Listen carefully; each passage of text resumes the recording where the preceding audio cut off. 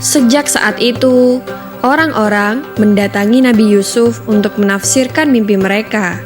Nabi Yusuf pun menggunakan kelebihan yang ia miliki sebagai sarana untuk berdakwah. Orang-orang pun mulai mempercayai Yusuf sebagai nabi dan mengikuti dakwahnya. Pada suatu hari, Raja Mesir bermimpi aneh. Mimpi itu terjadi berulang-ulang.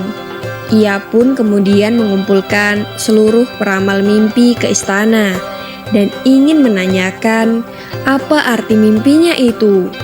Raja berkata, "Sesungguhnya aku bermimpi melihat 7 ekor sapi betina yang gemuk dimakan oleh 7 ekor sapi betina yang kurus. Lalu ada 7 buah biji hijau dan 7 buah biji lainnya yang kering." Para peramal yang diundang mulai berpikir, akan tetapi seluruhnya tidak ada yang mampu menafsirkan mimpi sang raja. Sang raja kemudian resah dengan mimpi yang dialaminya tersebut. Pada saat itulah, pelayan raja yang mimpinya pernah ditafsirkan oleh Nabi Yusuf teringat kepada Yusuf. Ia lalu berkata kepada sang raja, "Baginda, saya ingat ketika saya di penjara, ada seseorang yang mampu menafsirkan mimpi dengan tepat. Hal itu telah terbukti kebenarannya. Izinkan hamba menemuinya." Akhirnya, sang raja berkenan mengizinkan pelayan tersebut untuk menemui Yusuf.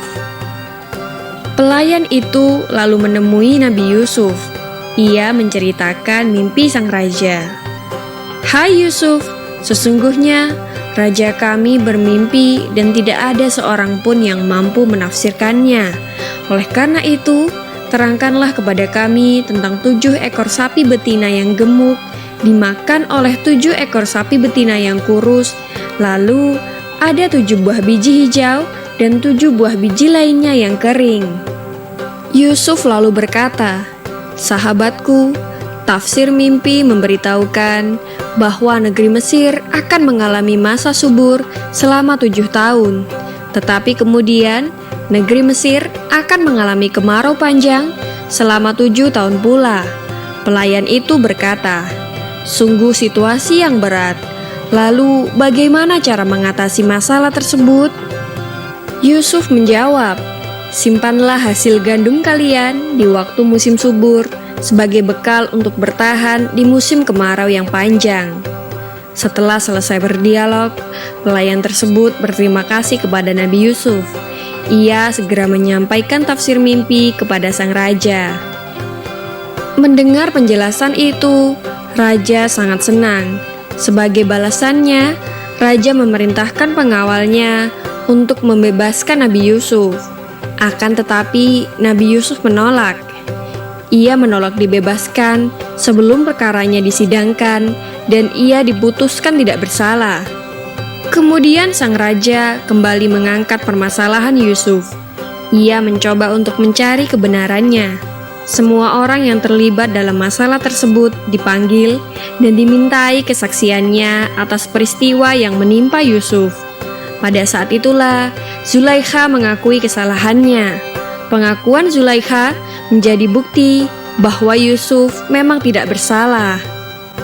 Pada akhirnya, Nabi Yusuf dibebaskan. Ia berkata, "Pembuktian dengan pengadilan ini agar Kitfir al-Aziz mengetahui bahwa sesungguhnya aku tidak berkhianat kepadanya di belakang, dan bahwa Allah tidak meridhoi tipu daya orang-orang yang berkhianat." Nabi Yusuf pun bersyukur kepada Allah karena kebenaran telah dibuktikan. Demikianlah kisah Nabi Yusuf alaihissalam menafsirkan mimpi raja. Semoga dengan serangkaian kisah Nabi Yusuf alaihissalam ini kita dapat mengambil hikmahnya dan menjadi ilmu yang bermanfaat. Amin ya robbal alamin.